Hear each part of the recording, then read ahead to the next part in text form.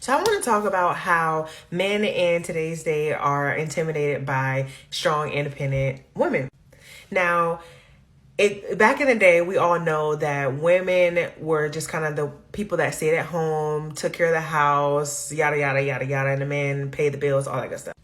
Well, now we are in a society, us millennials, to where we were raised by single mothers or we were raised in broken homes. So it has forced a lot of women to be independent.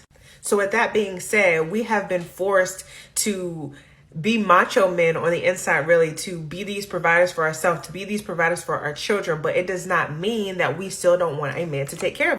Now, don't get me wrong. It may come with a little extra attitude. It may come with a little extra mouth. But me personally, being an independent woman, I have my own, I just recently purchased a house, and that can be intimidating to men. It really frustrates me because as I'm out here dating and I'm single, just because a man does not have the same as me makes them automatically think that I'm better than them or we're not a good fit. And that's not true at all. What attracts me as an independent woman is someone who knows that I don't need them, but I choose to continue to want them. Someone that is intellectually wanting to build to get to the places so we can have more together. Someone who just is always hungry for more. You don't have to have it in the physical form. And another thing too is don't be intimidated by getting help from a woman. If you have dreams to purchase a house, to get a better job, to buy a new car, and you don't feel like you were raised to know about credit, or you don't feel like you were raised to learn about certain things, let your woman help you. Let her take care of you. That's what another form of holding down the fort or holding down the household is making sure that her man is taken care of.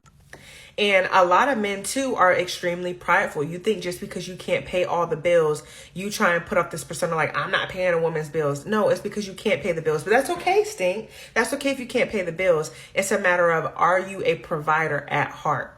That if I need help and if anything happens or downfalls in my household, can I lean on you to be responsible with managing your money? Can I lean on you to always keep me encouraged? Can we build a partnership? It's not about what we have in the physical form.